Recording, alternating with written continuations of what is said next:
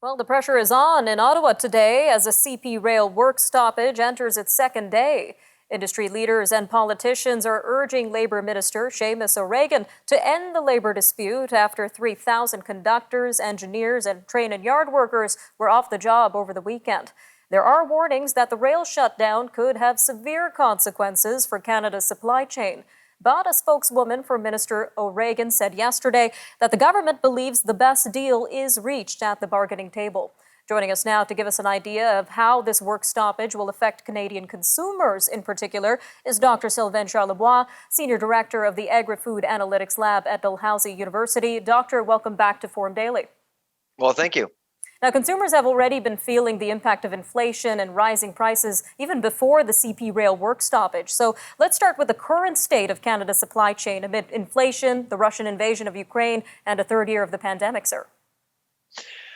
Yeah, we're just adding another factor on this inflation pile, essentially. So this is certainly a labor dispute the world didn't need right now in light of what's going on with Ukraine. As you know, the Ukraine produces a lot of grains, a lot of fertilizers, so all eyes are on North America to provide the world with more fertilizers. But unfortunately, you can't do it without rails. 75% of all the fertilizers actually, which is sold on international market, is actually moved by train. So essentially, this is a huge problem right now, especially being in March.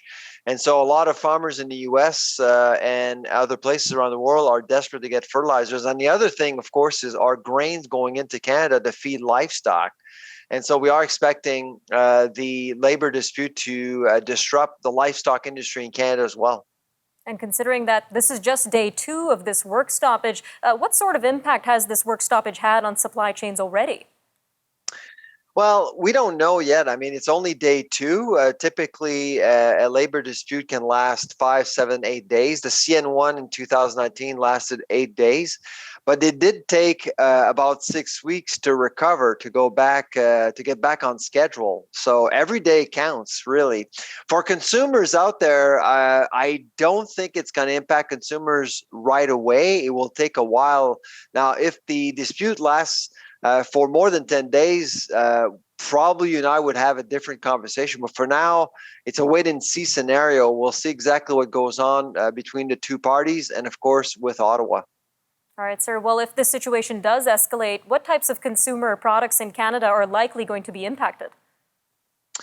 Well, over the short term, I'm not thinking much about what we produce in Canada, but what we import, especially from Vancouver. And I'm thinking about products coming from Asia, in particular, center of the store sort of products.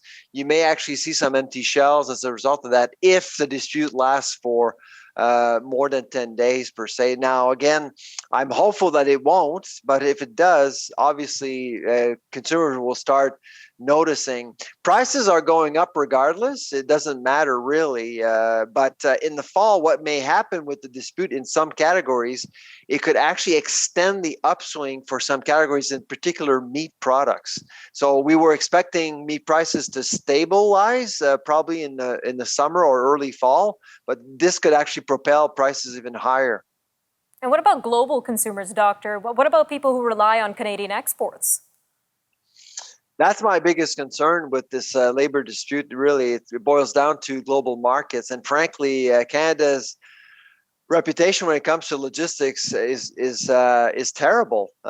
We've had CN in 2019, the Port of Montreal in 2020, and now this. We also had some issues with the border just recently with the convoy. If you talk to some people about Canada and its reputation, it's not reliable at all. So this is probably the biggest problem we have as a country. If we can actually consider railways, at least railways, as an essential service, we could actually reassure investors so we can actually move on and make sure that the world remains food secure.